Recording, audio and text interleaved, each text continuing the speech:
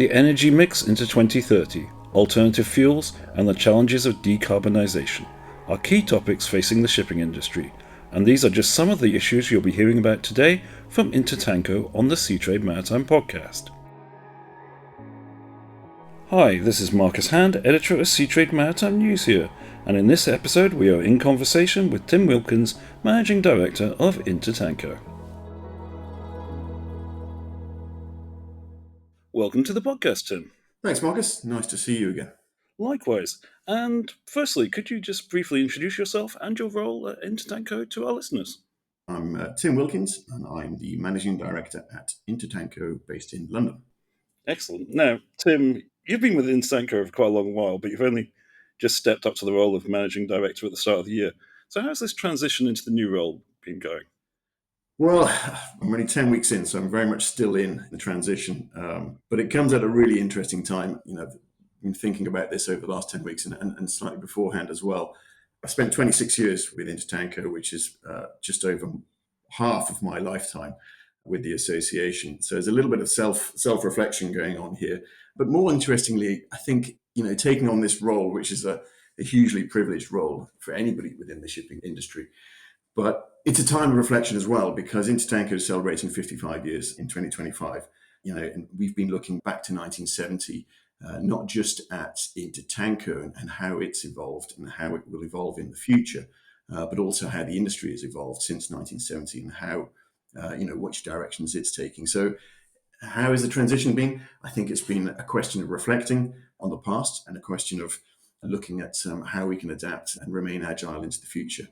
As an association, but as an industry as well. So in a nutshell, it's exciting. It's a really exciting time. And it's flown by 10 weeks already. And it's been a very quick transition. Okay, great. And that's interesting that you're coming in on the 55th anniversary as well. It must have been huge changes in that time. Yeah, no, it's really interesting. And we've got a big event in Oslo in May celebrating the 55 years. And part of that, but perhaps self-indulgently, part of that is to reflect back on where we've come from as an industry and where we've come from as Intertanko. So we've got a Norwegian historian, economist, who's going to help us out and draw some parallels with where we've come from in the 70s, 80s and 90s and some of the challenges, particularly the geopolitical challenges we have today against where we've come from in the past and how we've tackled them in the past and how we should be prepared to tackle them in the future. So it's a really exciting time. It sounds like a fantastic event. And staying with events, you're going to be moderating a panel next week at Sea Asia, and that's on the energy mixing looking to 2030. So when it comes to tanker owners, how are they approaching the transition to alternative fuels? And are there any challenges that are unique to this sector? Yeah, it's a good question. We really don't look at the issue in terms of 2030 in isolation, but of course that's the first deadline. So that's very much a priority discussion. But there's been a real shift in the way that Intertanko and its members have started to look at this issue. There's a shift in approach has come from very much sort of the regulatory-driven policy making of an association that we had back in sort of the early 2020s to where we got to last year in the development and release of Intertanko's decarbonisation strategy. It's been a real shift in the way that our members have approached the issue. Whereas before it was very much treating it like a MARPOL or STCW or SOLAS type of compliance. The complexity around decarbonisation requires a slightly different strategy and a different way of looking at it. So we released the strategy at the end of last year, and I think it really encapsulates the way that our members are looking at decarbonisation. We're establishing the global ambition, that's set, that's the IMO. It's more looking at the regulatory, the technical and commercial complexity of the situation. And recognizing the unique position that we have as an organization in the ability to pool, say, the resources of 180 tanker owners and managers who are looking at this from various angles. Those owners with 4 or 5 vessels will look at the challenge in a very different way to those owners and managers with 100 or 200 vessels within their fleet. But it's really worthwhile pooling all that information and sharing that information. There's also a recognition that things are evolving so quickly that as an organization, as a group of owners and managers, we need to be agile, we need to be able to adapt to the situation and constantly review an agreement that we may have made 6 months ago or model charter party clause or a commentary that we've released 6 months ago may need to be adapted today and again in another 6 months' time. And I think last but not least, in terms of the decarbonisation strategy, It's about collaboration. It's recognizing actually, whilst we do have a unique position of ship owners, tanker owners, specifically tanker owners, there is some great work being undertaken by certain initiatives around the world, some of the class societies that have great resources in this area, both technically and regulatory as well. So making sure we're collaborating, we're not overlapping or duplicating efforts in this respect. But sorry, your question, Marcus, was not about Intertanker's decarbonisation strategy, but about next week and the 2030 deadline. So, specifically on the 2030 deadline, the IMO Secretariat has presented the data reported by ships to the IMO data collection system, the IMO's DCS. This is actual data, not model data. So it's a new thing for the IMO finally to start using actual data as opposed to model data. But the data reported for 2023 indicates that the international shipping industry will meet the level of ambition for 2030 as established in the IMO GHG strategy. But to be more specific, the IMO strategy calls for a net CO2 emissions reduction of 20%, striving for 30% as compared with emissions in 2008. The 2023 data indicates a net CO2 emissions reduction of 29%, so a fraction away from what shipping has been asked to strive for 7 years before the date. So the introduction into the global fleet of new and more energy efficient ships, so it gives me a huge amount of confidence that the international shipping industry will also meet the 40% reduction level of ambition of carbon intensity before 2030. Having said that, make no mistake, the main element of which counts for decarbonisation of shipping is the net reduction of emissions, which international shipping is just about to achieve ahead of time. So it's a positive situation to be. You've mentioned the fuel mix. I think the main options under discussion within the Intertanko membership right now, and for deep sea shipping generally, is to increase the use of LNG and biofuel, at least for the next 10 years. These would contribute, I think, most to the reduction in emissions. But of course, as we all know, the main breakthrough will be achieved by the access to low and zero carbon content fuels. This is the good stuff. This is the good news. We've got data from IMO. We've got the really good constructive discussion about fuel efficiency on the existing fleet, use of LNG, the use of biofuels, the fact that we're well on the track to meeting that 2030 deadline. But it is worthwhile mentioning the hesitation of owners in taking the plunge to transition their fleet and what the underlying reasons are for that hesitation. There's a few key dimensions of uncertainty holding ship owners back, I would say. Primarily the source of alternative fuels and the availability. And I think there is also a little bit of a political discussion going on here. If you take it back to the IMO, there is still a fundamental outstanding decision to be made and discussion to be taken in terms of the life cycle assessment of future fuels and the well-to-wake calculation that still need to be agreed on at the IMO level. So it's very much a personal reflection rather than one from an Intertanko perspective. But I think the small select group that has been sent away to determine the life cycle assessment and the carbon intensity of future fuels, I think there is some concern that this is going to be a politically and commercially driven discussion rather than a scientific and logical one. If I was to be sort of throwing into any sort of discussion a bit more sort of managing of expectations, this is where it would be, this kind of thing. So in light of all the good stuff that's coming up to 2030, this is just managing expectations into the future and beyond that. Which I think is very sensible given the sort of fluid nature of what is happening. With that, you're talking about the decisions being made at IMO, and there's a lot of key meetings coming up.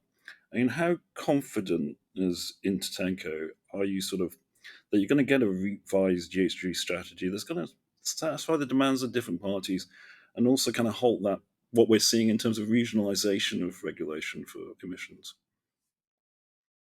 It's really interesting, the regionalisation discussion, Marcus, because, I spent 13 years out in Singapore, and coming back to the UK and coming back to Europe in a geographical sense back in 2019 really made me sit up and notice the driving force from Brussels and Europe in terms of regionalisation in a slightly negative way as well. So it's a key question. It is absolutely a key question when you're looking at the larger IMO discussion on decarbonisation.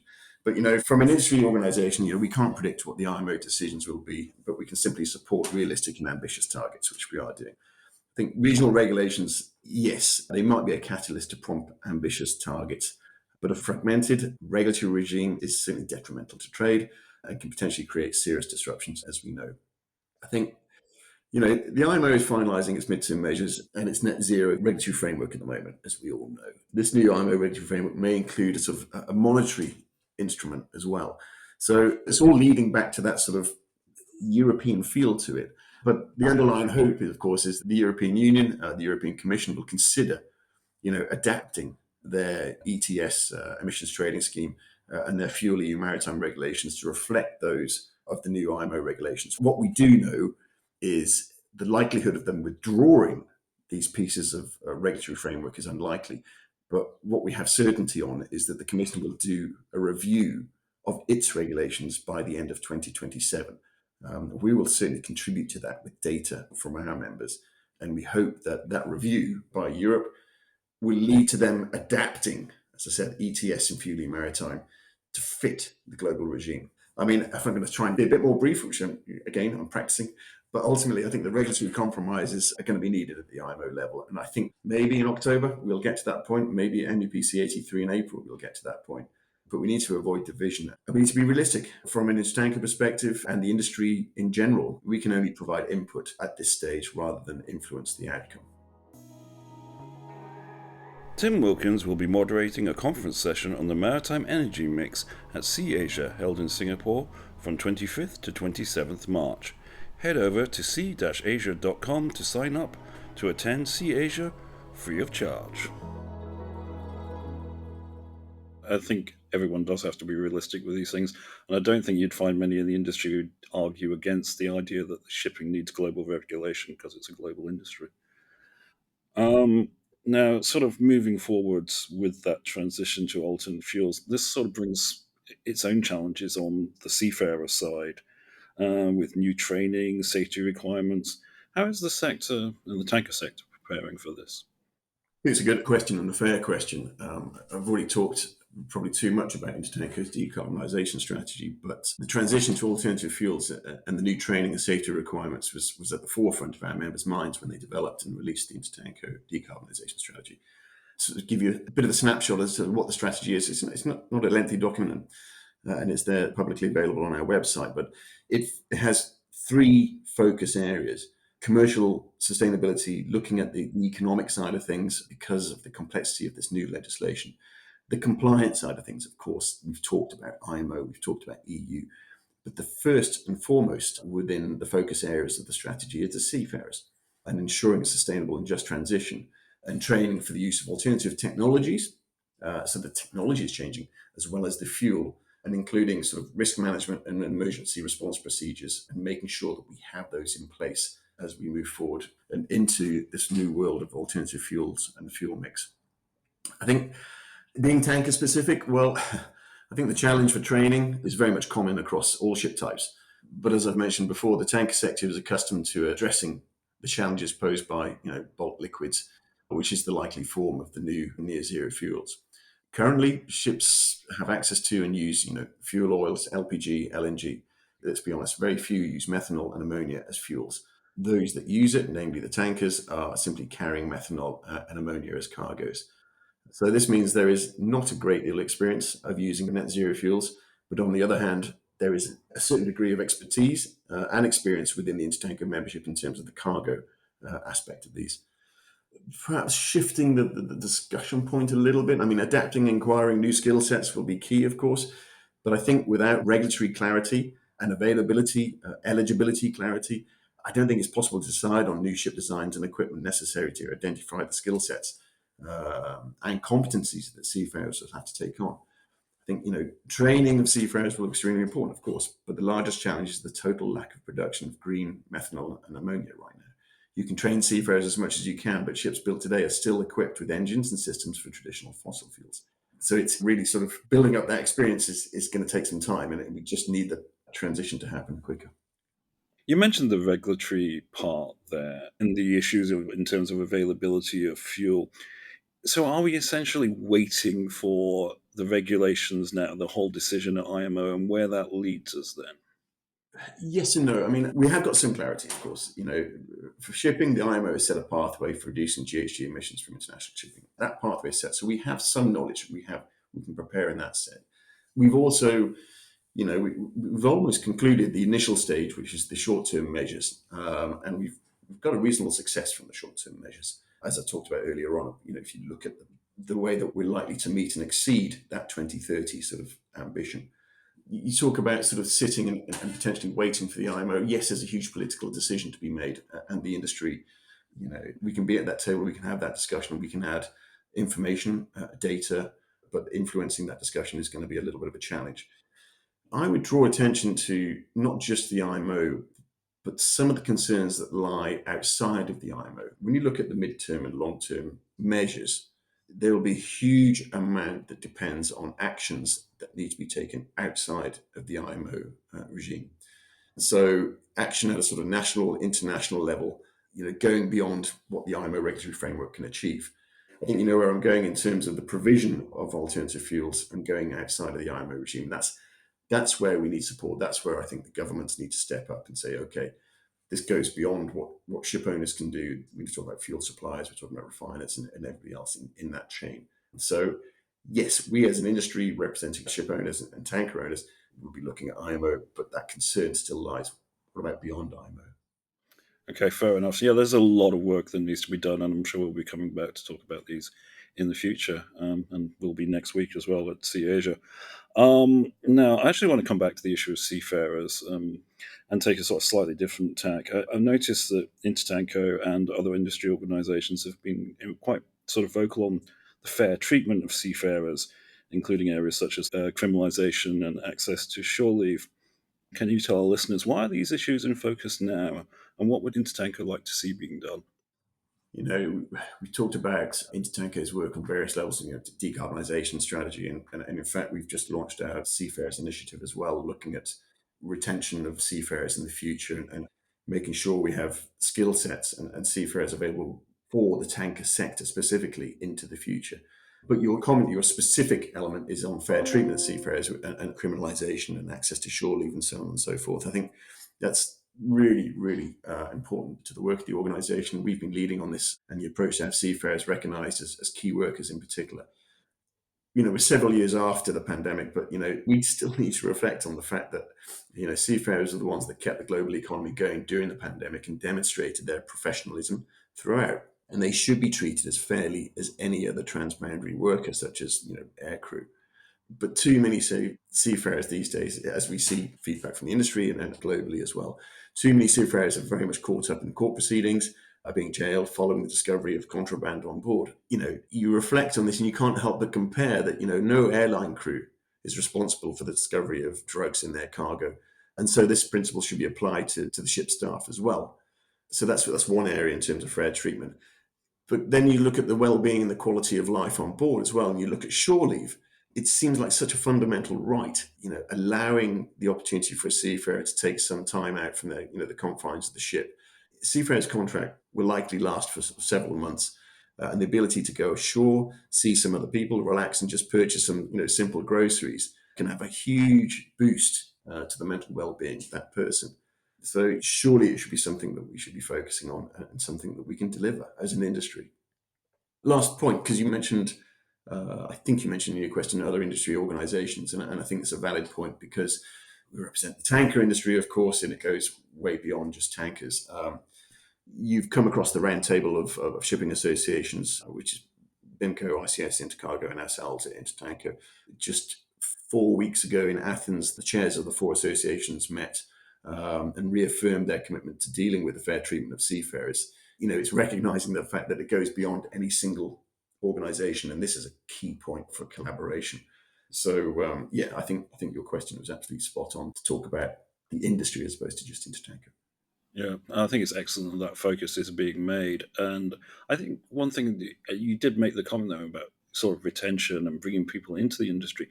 Do issues like this impact that ability to bring people into shipping, encourage them to take up a career? I think they absolutely do. We did a survey back in 2023 and we had over 5,000 seafarers that responded to our survey. And that focused on, questions such as why they would stay at sea, why they went to sea, what issues may that stop them from pursuing a career or their advice to others thinking about a career at sea. And so, yes, Absolutely. That they're fully aware of how seafarers are perceived outside of the industry. So we've done that research, and now we're building on that research with the Seafarers Initiative and looking at things like the transition from the ship to the shore so that the career pathway is clearer, introducing guidance and best practice for companies and those also thinking about transitioning from the ship to the shore, and making that a real sort of a smooth transition, if you like. So it's just one area we're looking at to say, okay, how can we continue to build careers and people don't just leave after they've done their ship time, pursue other industries and other careers, and then stay within our sector. Yeah, this being the tanker sector, sort of lastly, to come to an important topic, and that's vetting and safety. Now, it's always been a concern in tanker operation, and we've seen the rollout of SIRE 2.0. That was the back end of last year, was it? And how has that gone?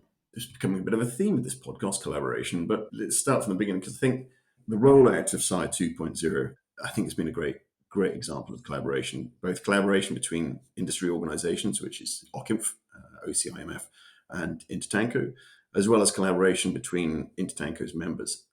I think initially, we've had quite a long rollout period. Whilst it was formally sort of introduced and implemented in September last year, it's been a sort of extensive rollout over several years.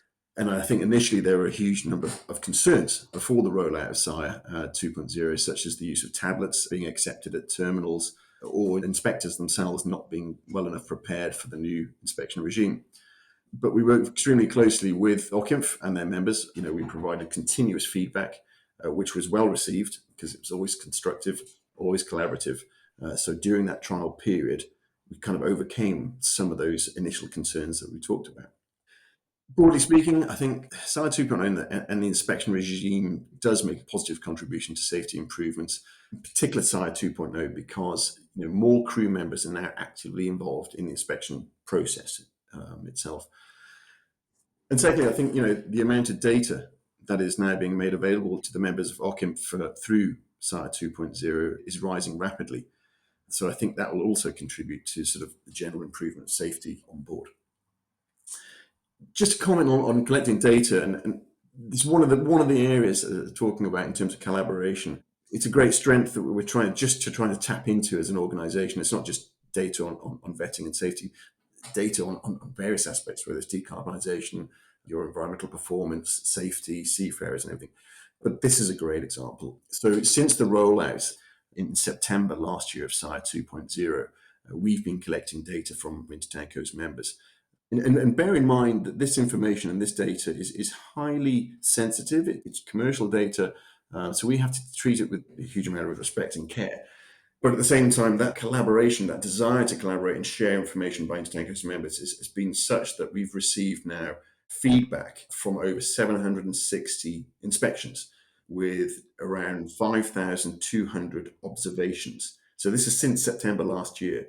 We've collected all this data as a large spreadsheet of data, anonymized the data completely, analyzed it, drawn our sort of assessment and conclusions, and shared some of those sort of conclusions and those areas where we think, okay, there's consistency here, and try to send that back to OCIMF so that they can improve their sort of assessment of the rollout as well, and feed that back to the inspectors. I think it's been a fantastic showcase of a willingness to continually improve the process and the system. As I said before, it's a system that I think the industry recognises is there for good, but it's not without its challenges in terms of how to implement it. Last but not least, I'd say, as a system, it's big. I think it was about a 1,260-page document that first came out, and we had to sort of scrutinise and review and assess as a package, if you like. And I mentioned earlier on that the significant difference here with the SIRE 2.0 is that more crew members are now actively involved in the inspection programme. That created a challenge, of course, because not all crew members on a ship should be challenged with or asked to read a 1,260-page document. So what Intertanko did to step into that breach, released a practical guide for seafarers for SIRE 2.0. So we released that. The OCIMF members respected and appreciated the fact that we were trying to sort of bridge that gap between the detailed process and the package that was released by them and those that need to digest it and understand it on board the vessel. So again, it's been another area where Intertanko's members have pulled together and said, okay, how do we actually deal with this in a constructive and positive way? How do we take that information and make it easily digestible for those who need to understand it and actually implement it. Great. It's obviously been quite a complex process, but it's good to hear it's gone well, and I think that's a nice positive way to end this episode. Tim, I'd just like to say thank you so much for taking the time to talk to our listeners today. Thanks, Marcus. Always nice to speak to you, and look forward to seeing you next week in Singapore. Excellent. Looking forward to seeing you as well. Thanks, Tim.